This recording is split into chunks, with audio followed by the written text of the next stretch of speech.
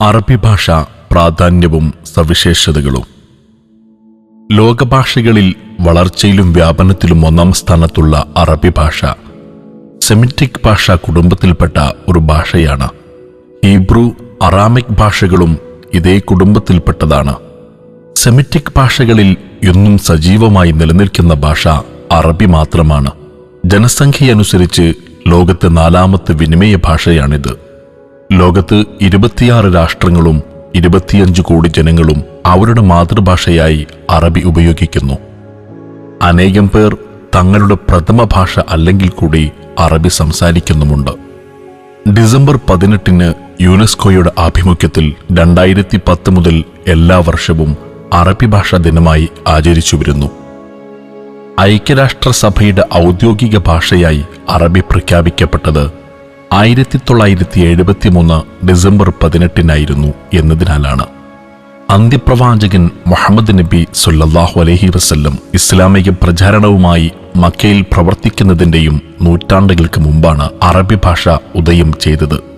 പ്രവാചകൻ നൂഹ് അലൈഹിസ്സലാമിന്റെ പുത്രൻ സാം എന്നിവരുടെ പരമ്പരയിൽപ്പെട്ടവർ സംസാരിച്ചിരുന്ന സെമിറ്റിക് ഭാഷയിലാണ് അറബിയുടെ വേരുകൾ ചെന്നെത്തുന്നത്.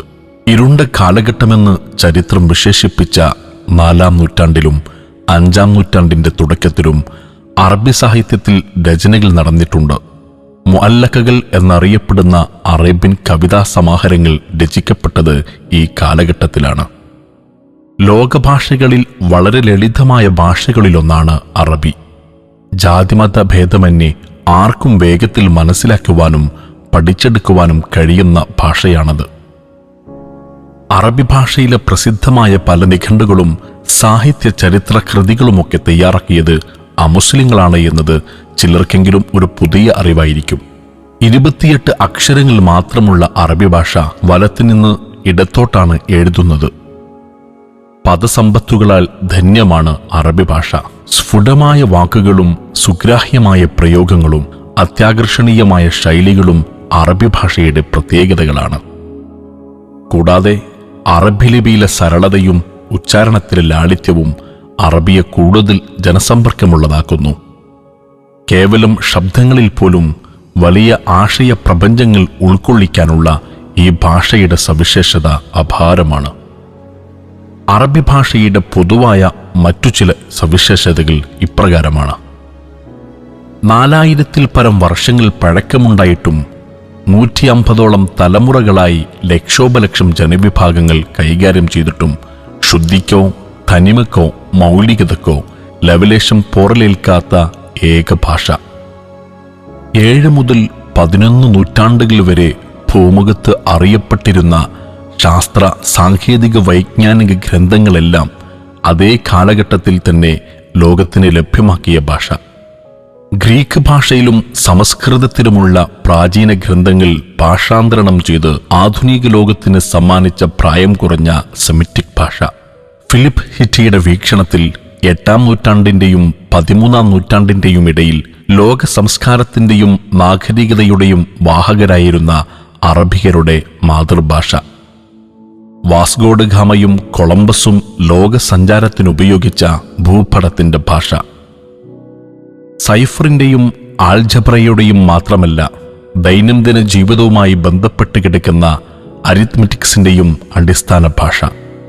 സമഗ്രവും അന്താരാഷ്ട്രവുമായ ഒരു സംസ്കാരത്തിന് അടിത്തറ പാകി മനുഷ്യകോടികളെ ഒരു ഏകീകൃത ചിന്താധാരയിൽ പിടിച്ചു നിർത്തുവാൻ കഴിഞ്ഞ ഭാഷ. ഇന്ന് പ്രചാരത്തിലുള്ള ഭാഷകളിൽ ഭൂമിശാസ്ത്രപരമായ അതിർവരമ്പുകളെ വകവെക്കാതെ ജനകോടികളുടെ ഹൃദയങ്ങളിൽ ഏറ്റവുമധികം സ്വാധീനം ചെലുത്തിയ ഭാഷ. ഭൂമുഖത്ത് മറ്റേത് ഗ്രന്ഥത്തെക്കാളുമേറെ പാരായണം ചെയ്യപ്പെടുന്ന ഖുർആനിന്റെ ഭാഷ. ഒരു അന്ധനായ മനുഷ്യന് പോലും ഇതരൻ സംസാരിക്കുന്നത് സ്ത്രീയോടോ പുരുഷനോടോ എന്ന് നിഷ്പ്രയാസം മനസ്സിലാക്കുവാൻ കഴിയുന്ന ഭാഷ. അറബി ഭാഷയുടെ മഹത്വവും പ്രസിദ്ധിയും വാനോളമുയരുന്നത് അതുൾക്കൊള്ളുന്ന മഹത്തായ സാംസ്കാരിക ബോധത്തെക്കൂടി കണക്കിലെടുക്കുമ്പോഴാണ്.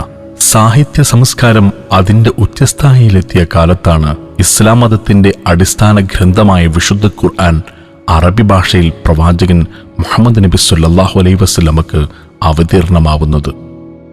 ഖുർആനിനെ തുടർന്ന് ഹദീസുകൾ, കർമ്മശാസ്ത്ര ഗ്രന്ഥങ്ങൾ, തഫ്സീറുകൾ തുടങ്ങി ഇസ്ലാമിക പഠനശാഖകൾ ഒന്നടങ്കം ഈ ഭാഷയുടെ ഗഹനതക്കും വിജ്ഞാന വൈപുല്യത്തിനും സാക്ഷ്യം വഹിച്ചു.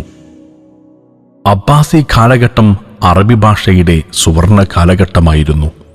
സാഹിത്യരംഗം തന്നെ ശാഖോപശാഖകളിലായി തിരിഞ്ഞതും ശാസ്ത്ര സാങ്കേതിക ആധ്യാത്മിക രംഗങ്ങളിലെ അവലംബ കൃതികൾ അറബി ഭാഷയിൽ രചിക്കപ്പെട്ടതും പുരാതന നാഗരികതകളായ ഗ്രീസ്, സുമേറിയ, ബാബിലോൺ തുടങ്ങിയ ജനസമൂഹങ്ങളിൽ നിന്നും തത്വചിന്ത, തർക്കശാസ്ത്രം, ഗോളശാസ്ത്രം തുടങ്ങിയ വിഷയങ്ങളിലുള്ള അനേകം ഗ്രന്ഥങ്ങൾ അറബിയിലേക്ക് മൊഴിമാറ്റം ചെയ്യപ്പെട്ടതും ഈ കാലത്താണ്. അറബ് നാടുകളുമായി കേരളത്തിന്റെ ബന്ധം അതിപുരാതനമാണ്. കപ്പലുകളിൽ ഇവിടെയെത്തിയ അറബി സംഘമാണ് അറബി ഭാഷയെ കേരളക്കരയിൽ വ്യാപിപ്പിച്ചത്. കേരള ചരിത്രത്തെക്കുറിച്ചുള്ള ആദ്യ ഗ്രന്ഥം അറബി ഭാഷയിൽ രചിക്കപ്പെട്ട തുഹ്ഫത്തുൽ മുജാഹിദീനാണെന്നതു മാത്രം മതി കേരളക്കരക്ക് അറബി ഭാഷയോടുള്ള ബന്ധം മനസ്സിലാക്കാൻ.